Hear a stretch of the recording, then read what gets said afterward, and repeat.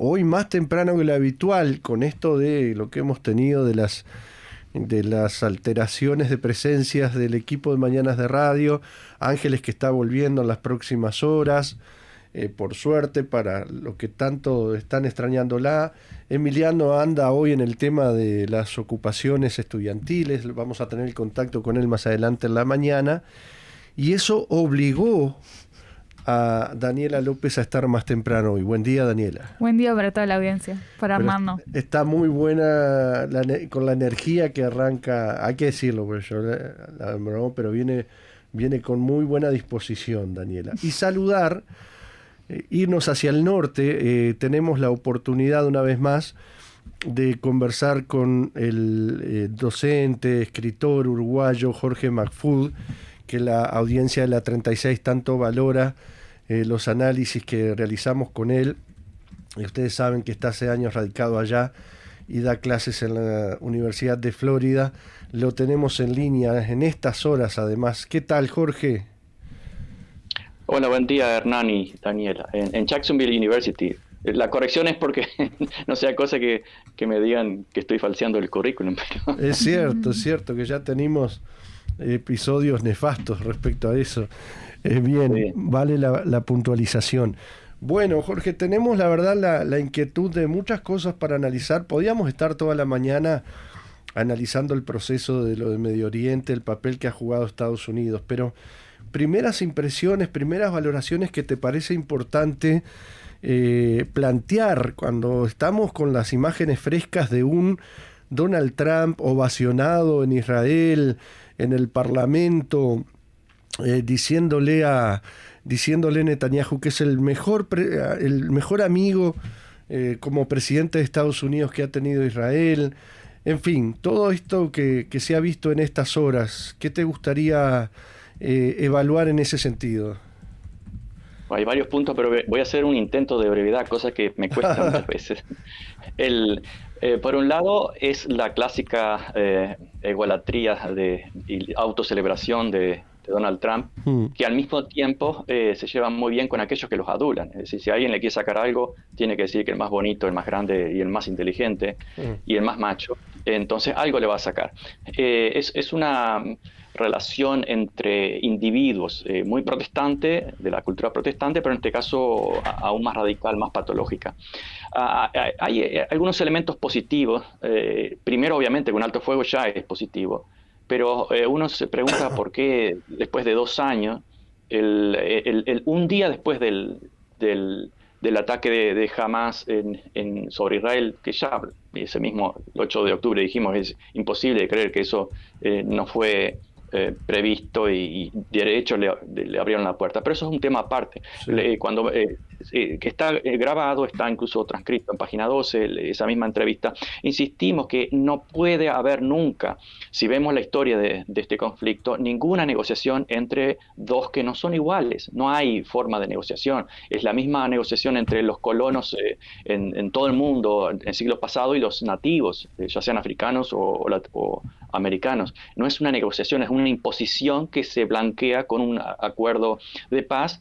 Y en este caso se cocinó todo en Washington, lejos, como siempre, de los afectados, entre el agresor, Netanyahu, y quien apoya esa agresión, que fue el jefe todavía del imperio estadounidense, Donald Trump. Entonces eso no es un acuerdo de paz, es simplemente una imposición. De hecho, lo dijo Donald Trump, si Hamas no acepta, tendrá que atenerse a las consecuencias. Es algo así como dice, si Putin no acepta los términos, tendrá que atenerse a las consecuencias. Y lo mismo dice China, de todo el mundo. Es muy de Trump en ese aspecto. Pero lo que decíamos 2 años atrás y ahora parece que es la idea de la segunda fase de ese acuerdo, que uno puede decir, bueno, al fin, algo es algo. Dentro de todas las críticas que le podemos hacer, por lo menos, primero hay un alto el fuego, que hemos tenido decenas antes, pero bueno, no deja de ser positivo. Y hay un acuerdo con distintos puntos. Y la segunda parte es lo que mencionábamos de un comité internacional. Puede ser un comité de superpotencias diferentes, no solamente occidentales, para equilibrar un poco, o mejor aún, con participación de países del sur global. Es decir, aquellos que están más identificados con el agredido, que es el pueblo palestino. Y cuando digo agredido, ya sé que me van a saltar, no, pero el 7 de octubre. No, estamos hablando en general desde hace 80, 90 años. Es el pueblo agredido. Eso no debería haber la menor discusión. Pero bueno, siempre hay una forma de narrativa de cambiarlo. Y todo esto ocurre justamente por ese problema narrativo. No sé si me estoy extendiendo demasiado, pero si ustedes recuerdan, antes de todas estas propuestas de paz fulminantes, porque qué raro que fue tan fulminante y todos la aceptaron. ¿Por qué no se hizo un año, 2 años antes? Antes, meses y semanas antes, el mismo Netanyahu y el mismo gabinete y parte de los medios en Israel y de Estados Unidos estaban observando que esa ola de crítica, de alejamiento, de no comprar más el discurso y la extorsión de ser antisemita, estaba por el piso y seguía cayendo y cayendo. Eso ya empezó en el 2003 de una forma acelerada y no recuerdan la protesta estudiante estadounidense, que fue la primera masiva, sí, que básicamente abrió esa serie. Luego vinieron los camioneros, vinieron en Europa, en América Latina. Demoró un poco más, pero fue como que la gente dijo, bueno, lo pensamos 2 veces, aquello que era sagrado e indiscutible, en realidad hay que repensarlo. Y cuando lo repensaron se dieron cuenta que había una riquísima historia de contradicciones. Eso puso en la discusión, no solo de redes sociales, sino persona a persona y de los medios y de los políticos, a consideración un estudio más profundo de la historia del conflicto de Medio Oriente y de la historia imperial también en el resto del mundo. Y la manipulación de las narrativas a través de los medios y los lobbies, etc. Todo eso quedó desnudo. El rey quedó desnudo y la opinión pública, la opinión mundial, no dejó de moverse, de alejarse de ese discurso autovictimizante del agresor, típico discurso de los emperadores, de los colonos, hace cientos de años, incluso en este continente, de que el agresor se sentía atacado y por lo tanto justificado para seguir robando y matando.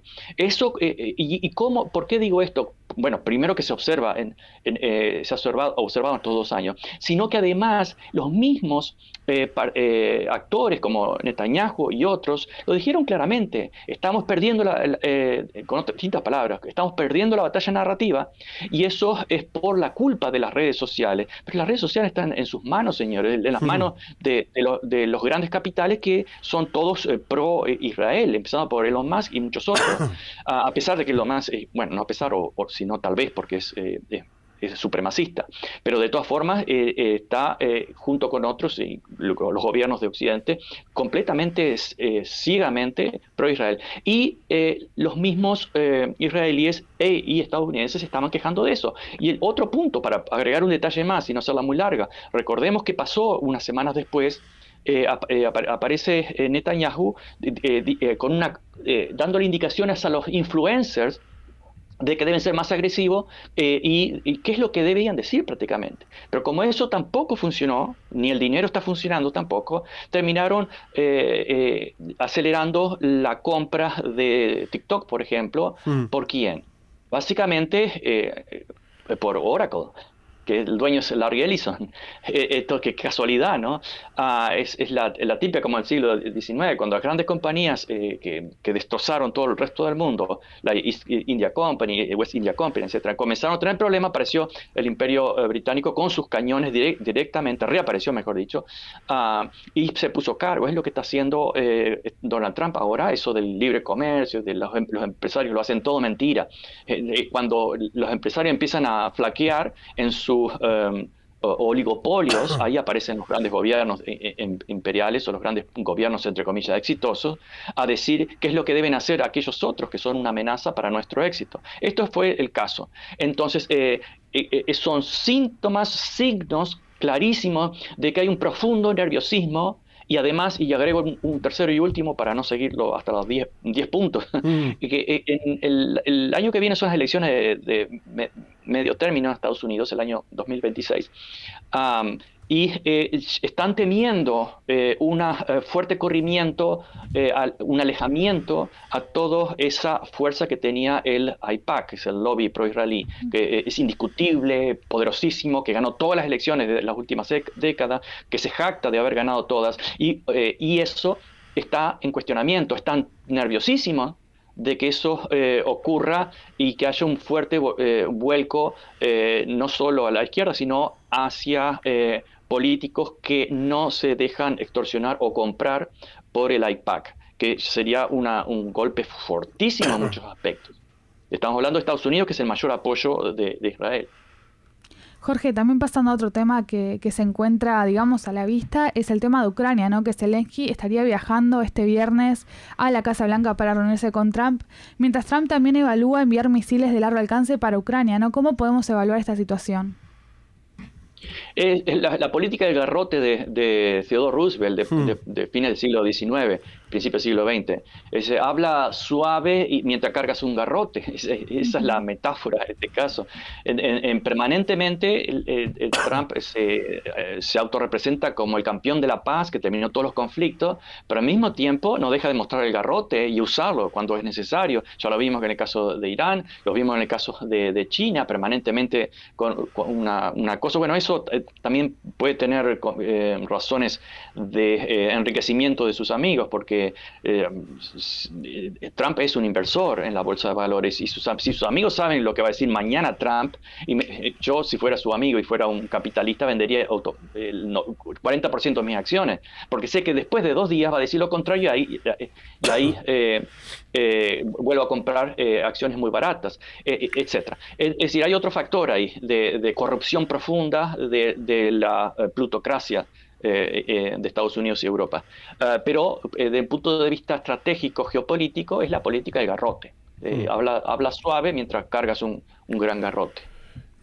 Jorge, en las repercusiones internas de Estados Unidos de esto del acuerdo de Palestina que venías analizando, y bueno, el papel de Trump como en esta puesta en escena de estas horas, ¿puede incidir en algo, te parece, en la opinión pública estadounidense cuando hemos visto sondeos que hablan de niveles inéditos de apoyo, digamos, de baja del apoyo a Israel y de cuestionamiento a Israel en Estados Unidos, ¿no? Sí, muy fuerte, pero además peor que eso para los pro-israelíes o aquellos que están administrando y haciendo los cálculos de ingeniería, como siempre, ingeniería social. Si el apoyo estadounidense ha caído dramáticamente, si vemos las generaciones jóvenes de votantes, digamos, de 18 a 35 años, el rechazo es brutal, es aún mayor, es importantísimo.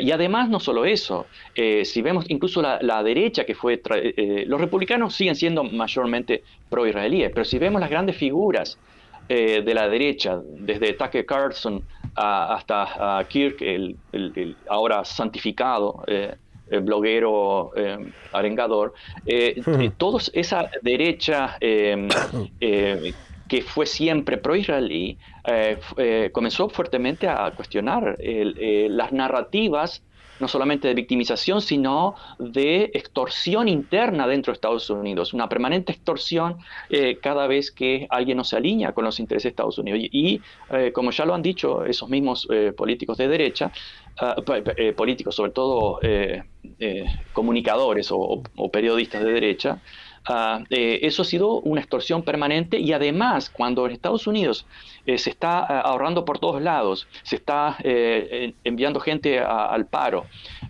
los granjeros tienen fuertes problemas para poner su producción porque China ya no lo está comprando. Y además se da la paradoja de que como China no está comprando, el dinero que han sacado, que el gobierno ha recogido a través de las tarifas, se la está volcando para subsidiar a los granjeros, lo cual es todo un círculo absurdo. Pero es decir, si realmente es indiscutible que tenemos serios problemas y crecientes problemas sociales aquí en Estados Unidos y seguimos desangrando todo ese dinero que los estadounidenses lo consideran en gran medida de los impuestos. Sabemos que no son solo de los impuestos, pero bueno, en gran medida los impuestos. La derecha también, hay senadoras, Green, por ejemplo, una de las más de la extrema derecha de Georgia, también está cuestionando eso y se está poniendo en contra. Es un fenómeno nuevo, ya no solo de la juventud, que la juventud generalmente estuvo en contra de esas agresiones ya desde la época de Vietnam, desde la época de los 80 contra el apartheid de Sudáfrica y en el caso de Palestina, sino también de la clásica derecha estadounidense. Jorge, justo que comentabas también un tema de los impuestos, hay algo que está llamando la atención, que es normal, pero que el gobierno federal está cerrado, ¿no?, por un proceso inusual en la dinámica política de Estados Unidos, y que también se habla de presupuesto, de falta de presupuesto. Eso es una tradición acá. Sí. Ocurre cada 10 años como las manchas solares. Lo que ocurre es que hay un techo de endeudamiento. Y por muchas razones ese techo siempre hay que levantarlo. Primero, porque nos endeudamos más. Segundo, porque el dólar vale menos y por lo tanto, naturalmente, hay un fenómeno inflacionario. Este año el dólar ha perdido un 10% de su valor. No había pasado eso en los últimos, creo que 40 años más o menos, de una forma tan acelerada. Entonces, naturalmente que ese techo hay que levantarlo. Ahora, como está por ley fijado, cada tanto lo levantan luego de negociaciones, es la oportunidad de la negociación. Siempre ha sido, ocurrió un par de veces en la época de Obama y antes ocurría siempre. Entonces, ¿cuáles son esas pujas? En el caso de Trump, bueno, aprovecha para despedir a más empleados públicos, que es lo que quería. Pero no cualquier empleado público, empleados públicos demócratas. Tiene un perfil ideológico muy, muy claro. Entonces, todo eso, y además, por ejemplo, los militares, los veteranos de guerra no están cobrando, entonces él está haciendo una excepción, enviando como cheques para que sobrevivan los demás que revientan, ¿no? Pero bueno, el sector más sagrado hay que mantenerlo porque si no, tiene una fuerza propagandística muy negativa y es muy sensible. Pero eso es la oportunidad de negociación política de tanto demócratas como republicanos, a ver quién saca o lleva más harina para su costal.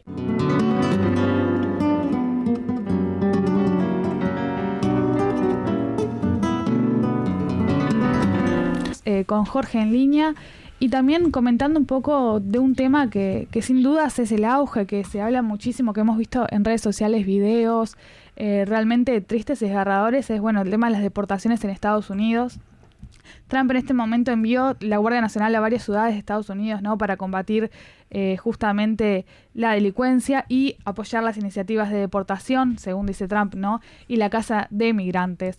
Jorge, ¿cómo podemos ver este tema estando allí también, no? Sí, en esta misma radio hablamos de la palestinización del mundo, la doble palestinización, y una parte de ella era el acostumbramiento o Gaza como laboratorio para ver hasta dónde la gente reacciona en contra y luego se acostumbra, que es más o menos el efecto psicológico. Pero en este momento lo que está haciendo Trump, buscando siempre una excusa de todo tipo para acostumbrar a la gente a esa militarización abierta de la sociedad aquí en Estados Unidos, que es otro de los tantos rasgos fascistas. La militarización de la policía comenzó ya en los años, luego del movimiento hippie y todo eso, los movimientos por los derechos civiles de los años 60. A partir de incluso, ¿se recuerdan, por ejemplo, YMCA de los Village and People? Sí. El policía tenía una camisita, obviamente que es un grupo artístico, pero era más o menos eso, una camisa con un palo, etcétera. Y si vemos, la policía ha sufrido una especie de chilenización o militarización en la cual ya están armados como caballeros medievales, con armaduras y con armas serias de fuego en muchos casos. Y eso ya venía ese proceso especialmente con el neoliberalismo, era la consecuencia natural de represión. Pero en este caso ya se han roto varias reglas que en cualquier país normal, entre comillas, digamos, indica que los militares no pueden intervenir en la vida civil. Bueno, en América Latina fue siempre algo común, pero porque eran repúblicas bananeras en gran medida y hacían el trabajo que no hacían los ejércitos imperiales. Pero no pueden intervenir, porque no están entrenadas para eso, están entrenadas para ver enemigos, teóricamente, ¿no? Ese acostumbramiento ya está instalado directamente y mucha gente obviamente que está en contra de eso, porque la situación es absurda, o no tan absurda si nos movemos a la Alemania de los años 30. Hay gente como los del ICE o de migración, estos son otro grupo, aparte de las guardias fronteriza o de la Guardia Nacional, etcétera, guardias federales actuando dentro de los estados, y esos grupos, no puedo decir policía, porque muchos de ellos son mercenarios contratados para el momento, que ni siquiera entrenamiento profesional tienen de nada, y hasta incluso contrataron extranjeros porque no tenían suficiente, con sueldos, bueno, de $120,000, con beneficios, con una entrada de $50,000 para entrar, para firmar nada más, y una inversión supermillonaria que no la hacen con ni maestros, ni enfermeros, ni nada. Y además esa gente no tiene identificación. Además de no tener identificación, suele estar enmascarada. Es decir, alguien viene enmascarado, sin identificación, que algunos incluso se han plantado como agentes del ICE y ni siquiera eran contratados del ICE. Entonces, el secuestro se está haciendo algo común, obviamente resistido por mucha gente, que todavía intenta mantener la conciencia de que eso es inaceptable, pero por la misma motivación de la Alemania de los años 30, es decir, encontrar un chivo expiatorio en un grupo débil, que son los inmigrantes, que además tienen un perfil racial o étnico y cultural, una criminalización de trabajadores, que además tienen un perfil de pobreza. Siempre vemos la misma contra etnias minoritarias, contra mujeres o en general, contra pobres. Nunca contra los grandes criminales que acá tenemos en Florida. Muchísimos y grandes organizaciones no gubernamentales estadounidenses lo han puesto en claro, lo han revelado. Hay muchísimos criminales latinoamericanos que formaron partes de dictaduras, como en Centroamérica, en Sudamérica, que violaron, mataron, asesinaron, algunos de ellos cometieron genocidio contra indígenas, etcétera, y vinieron acá y se transformaron en respetables señores. Nunca van a encontrar migración detrás de esa gente. No hay un detenido de esos criminales, porque ellos ponen dinero para las campañas políticas, porque son gente exitosos hombres de negocios.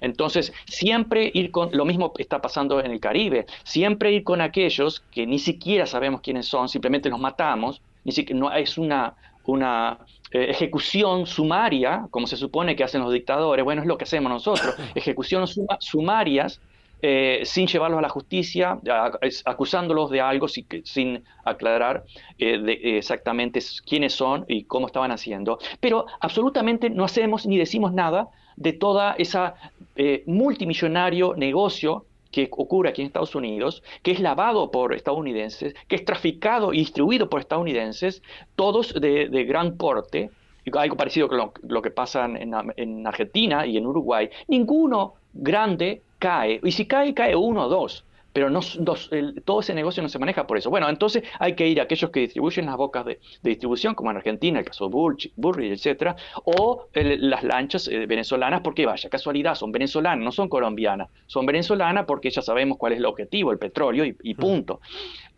De los verdaderos, de los grandes administradores del crimen, legal o ilegal, ni una palabra, ni un detenido, ningún procesado.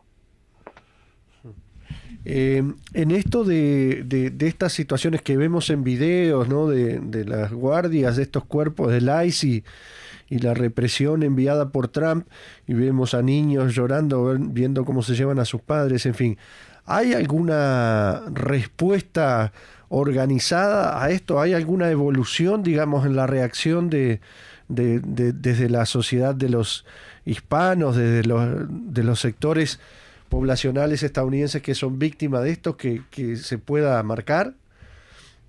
Hay grupos, hay organizaciones, hay algunos pocos políticos, pero hay ciertas organizaciones, pero su poder es mínimo, si no ninguno, Ajá. porque aquí la ley se ha demostrado, incluso las decisiones de los jueces, se ha demostrado que son simbólicas. En muchos casos los jueces han determinado algo y muchas veces ni siquiera se lo materializa. No Ajá. importa, como fue el acusado que se lo llevó a una cárcel de González, una cárcel de El Salvador. Varios jueces emitieron juicios contra eso, que era ilegal, que contra los derechos humanos. No importa, lo peleamos, le ganamos tiempo, lo peleamos en el sistema judicial o simplemente decimos de que el gobierno tiene derecho y facultades. Hace poco aquí en el campus, cerca del campus, el Jackson University se dio un terreno y se construyó una escuela secundaria y primaria al lado. Y ahí al lado estaba una madre esperando a su hija y simplemente no era inmigrante, era negra, que estaba mal estacionada. El policía la agarró con muchísima violencia, la tiró al suelo, una brutalidad absurda, con los niños, sus hijos mirando, traumatizados, que es lo mismo que está ocurriendo con los inmigrantes. Niños traumatizados no importan, no tienen ni menor sensibilidad de decir, bueno, vamos a arreglarlo como en el pasado, supuestamente. Los profesionales trataban de que el sospechoso estuviera en determinado lugar para no afectar a otras personas, etcétera, etcétera. Ya no importa, es la brutalidad fascista abierta. Como te decía, los niños obviamente que son de los grandes traumatizados en esta situación. Pero no son rubios, no son blancos, no son... de hecho, hemos escrito incluso en el correo de la UNESCO y en otras partes, muchos años atrás, como 7, 8 años. Recuerdo un artículo que se llama El racismo no necesita racistas. Que acá en Estados Unidos hay casi 1 millón de europeos blancos, y no estoy criminalizando a los europeos, simplemente estoy marcando la diferencia, que a nadie los molesta, son ilegales. Así como hay 1 millón de estadounidenses ilegales en México, nadie los molesta.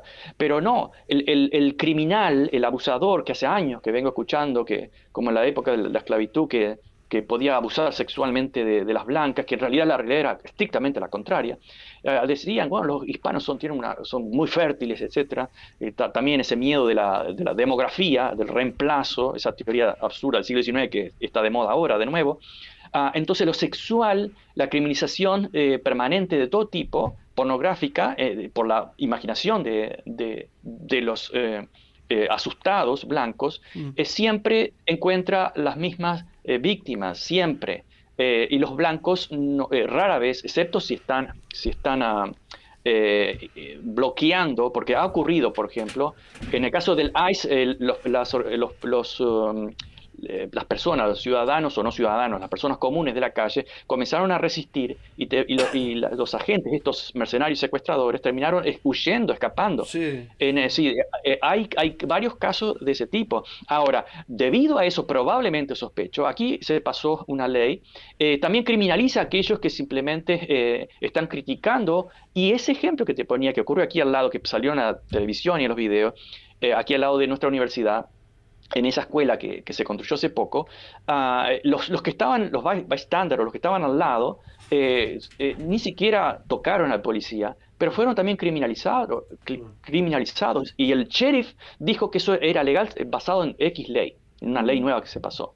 Entonces, cada vez que aparece una reacción popular, ahí va una ley. ¿Por qué? Porque todavía los congresistas tienen ese poder de hacer lo que se les antoje, y casi todos los congresistas han sido comprados hace varias décadas o años, y ese es el gran miedo de que en el 2026 pueda haber una reversión de ese dominio casi absoluto de aquellos que, si están contra los inmigrantes, si están a favor de Israel, etcétera, automáticamente son elegidos. Eso está en cuestionamiento, y quienes están en el poder lo saben y están muy preocupados por eso. También es importante destacar un poco el tema de cómo está en una forma creciente el uso de la tecnología, ¿no?, para la campaña de las deportaciones. Y estábamos leyendo también que están desarrollando una aplicación que se llama Immigration Oz, una aplicación que usa inteligencia artificial para identificar y localizar a personas en situación migratoria irregular, dice, ¿no? Y también comentan un poco que es, o sea, para la Casa de Inmigrantes y cómo se expande a redes sociales. Nosotros pensando también en el tema de la juventud, ¿no? ¿Cómo se ve un poco, se puede analizar el tema de, bueno, los jóvenes, las redes sociales, el tema de las deportaciones, qué contenido se difunde? Sí, otra vez hay un fuerte acostumbramiento a eso, o tal vez un proceso de acostumbramiento. Recordemos que el exterminio de judíos en Europa fue posibilitado por la tecnología de IBM. Uh-huh. Eran cartas, no eran bytes, pero fue claramente materializado gracias a esa tecnología, porque ubicaban a los judíos de esa forma en Holanda, en otros países. Eso es lo que está ocurriendo ahora, es el control, pero además ni siquiera, de hecho, necesitan eso, porque acá tienen carta abierta a perseguir a alguien que tenga una cara de mexicano, así de simple. Tenés cara de mexicano o hablas inglés con acento español, sos el objetivo. ¿Y quién les va a decir que no? Si alguien se opone, pasa a ser un criminal también. Entonces, la tecnología, bueno, yo diría para controlar más la opinión es lo que les interesa, pero para localizar a inmigrantes no, porque de hecho yo creo que ellos saben muy bien, porque hay varios estudios universitarios recientes, pero creo que ni necesitábamos solamente los números, pero era obvio, que la casa de inmigrantes es totalmente perjudicial desde muchos aspectos. Ya lo escribimos hace 20 años, el Social Security recibe 100 billones o 100 mil millones de dólares que se llama dinero perdido, porque los inmigrantes no solamente pagan impuestos al consumir, sino que pagan impuestos cuando cobran. Con números de seguridad social falsos. Eso no es robo de identidad porque simplemente usan cualquier número y todos esos impuestos van al gobierno y no se sabe de quién son. Entonces, como nunca van a volver a los ilegales, se distribuye entre los legales. Primero, por ahí ya es un negocio redondo. Segundo, que son un soporte de la economía, están cumpliendo trabajos que los estadounidenses o ciudadanos no quieren hacer, eso es obvio. Tercero, de que son consumidores, el 90% de lo que cobran, la mayoría, lo consumen acá, lo gastan acá y eso genera beneficios para el comercio.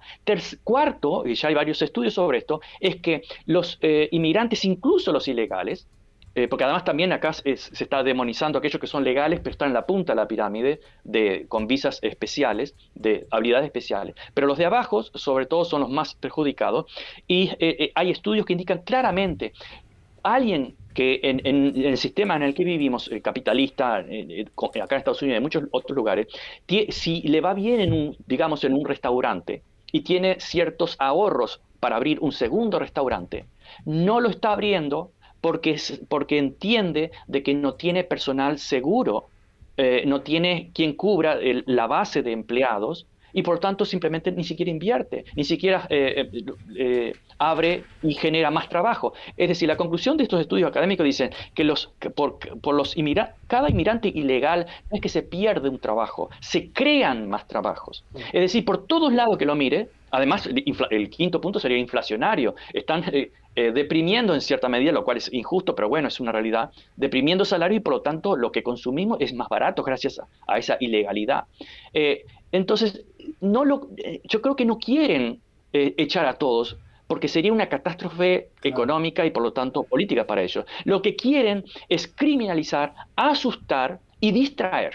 Claro. La distracción, como la distracción con la famosa guerra de identidades, ¿distracción para qué? La distracción para no hablar directamente de que estamos en una brutal lucha de clases, una brutal lucha de clases. Pero claro, si lo dices suena demasiado marxista, pero es una brutal lucha de clases. Entonces, para no mirar el robo descarado, trillonario y el endeudamiento del pueblo estadounidense, ¿cómo distraemos eso? Creando falsos enemigos, como son aquellos que nos están ayudando, que son los inmigrantes, incluso ilegales. Nos están ayudando. Pues demonicémoslo. No lo vamos a echar a todo porque es mal negocio, pero sí sirve como una perfecta distracción. Por último, por hoy, Jorge, algo mencionabas, creo, al pasar, pero en tus últimas, o tu última columna que hemos accedido, analizabas esto de el premio Nobel a María Corina Machado, ¿no? La derechista venezolana, donde hay que profundizar en el contexto dentro de un plan donde también está esta presencia militar de Estados Unidos en el Caribe, la decisión reciente de Trump de cortar todo diálogo con el gobierno venezolano, por ejemplo, ¿no? Sí, y vaya casualidad. Bueno, para empezar, los miembros del comité son políticos, claro, y la mayoría son conservadores en noruegos. Para seguir el timing, es decir, qué casualidad que justo ahora le dan el premio a Corina Machado. ¿Por qué no 2, 3, 4 años antes? ¿Por qué no? No, tenía que ser justo ahora. Una persona que, bueno, no voy a repetir todo lo que ya escribimos y otros escribieron muy bien, no tiene ningún mérito, sino todo lo contrario. Estrictamente lo contrario, llamando a la violencia, diciendo de que Venezuela es un peligro para Estados Unidos, a los estadounidenses, diciéndoles que tienen negocio infinito, como lo dijo explícitamente en varias entrevistas. Se lo dijo al hijo de Donald Trump, como queriendo decir, apóyenme, que van a tener carta abierta y yo voy a hacer muy buenos negocios con las grandes compañías estadounidenses. Eso es más que sospechoso, es obvio. Ese premio a María Corina Machado. Yo estuve hablando, incluso tengo amigos venezolanos, la mayoría de ellos obviamente son anti Maduro, pero bueno, tenemos una relación respetuosa. Saben perfectamente de que yo antes que nada soy antiimperialista, por lo tanto, claro, no es que Maduro no necesita mi defensa ni la de nadie, pero pongamos las cosas bien en claras. Acá tenemos un problema mayor, que es la histórica y actual agresión permanente imperial. Y nadie puede llamarse demócrata si no es antiimperialista. No tiene ningún sentido, es como decir demócrata pero racista. No existe eso. O demócrata pero a favor del apartheid. No existe. Entonces, una de ellas me dijo, que es una persona a la que respeto, me dijo, la verdad que tienes razón.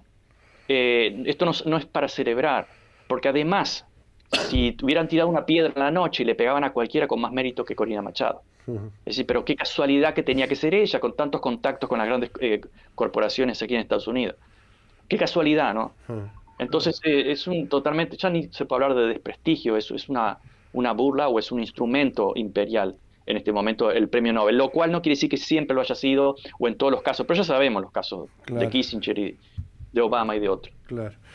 Muy bien, Jorge, hemos recorrido varios de los temas importantes que queríamos actualizar contigo. Gracias por este tiempo, como siempre, en medio de tus actividades. Te mandamos un abrazo y hasta la próxima. Gracias a ustedes, Hernán y Daniela. Gracias por el llamado y que todo sea para mejor. Hasta pronto, un abrazo. Chao, chao.